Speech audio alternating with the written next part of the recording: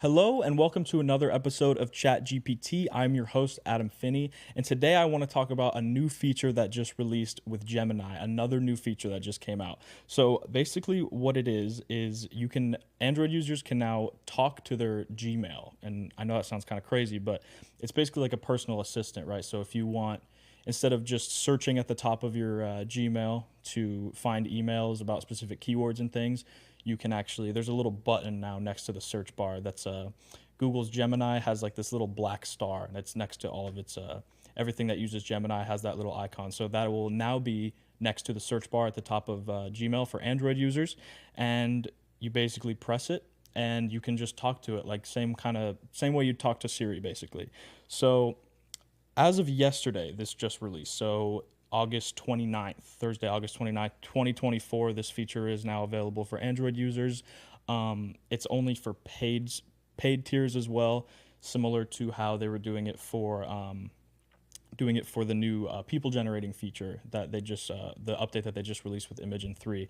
And I kind of talked about that on the other episode, but if you didn't hear it, it's basically the mindset behind that. Only doing it for paid users is so they can kind of give it a test run, make sure everything works well before they release it to everyone for free, just to make sure everything's going up to plan and how they want it. So iPhones and iOS, this Google said that they do plan to release it in the future. There's no specific date when yet, but that is definitely on the radar.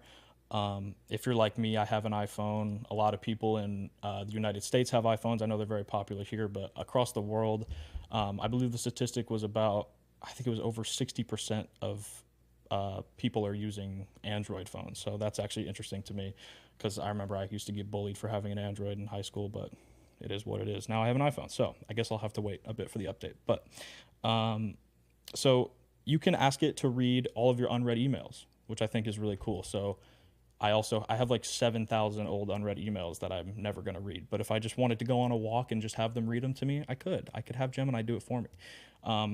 But I'm sure you could even ask it, read the last 5 emails, read the last 10 emails, just to catch up on something instead of having to sift through it yourself.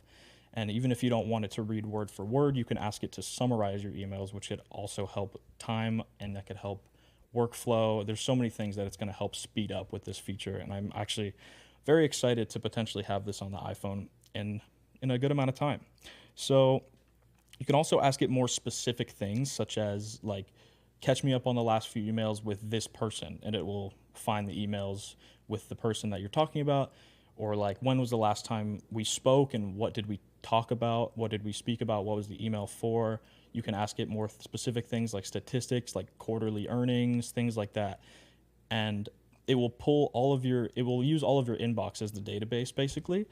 And each time that it pulls up a result or summarizes something for you, it will actually cite the emails that it used in the response as well. So I think that's really interesting because not only is it telling you things, it's telling you where it found it. So if it doesn't sound, if it's something that's not familiar to you and you're not 100% sure that it's accurate, it will cite where it got it. So you can go and read that and make sure that it is indeed correct.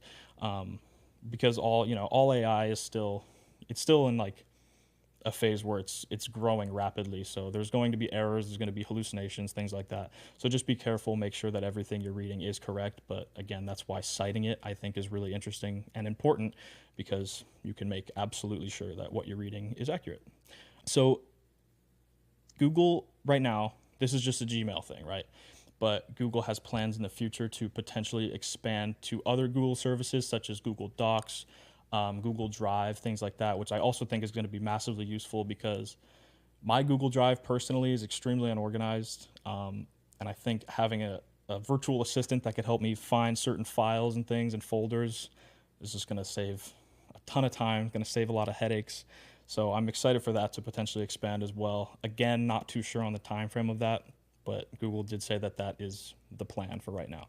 So hopefully it will be released in a good amount of time. Right now, there's no plans for sure that it's going to be released for free, which is understandable because, again, it's still kind of in its developmental phase, and it is, quite a nice feature. But again, with the new updates that Gemini seems to be coming out with, like this new people generating feature, they just came out with Gems, which is another feature. It seems that paying for the upper tiers is becoming more and more worth it and actually worth bang for buck. So, it's kind of like up to you, but it seems better and better every day. Um, so hopefully there's more coming to iOS as well as of right now, just on Android, as I said, but hopefully soon that is coming to iOS. Um, but for now, I hope all you Android users, if you do pay for Gemini and you have this, I hope you enjoy the update because it's out right now and you can test it out yourself, see what it can do for you. Might be able to really speed some things up for you. So yeah, that's all the updates I have today for Gemini and the Gmail update. But thanks for watching, and I hope you guys have a great rest of your day.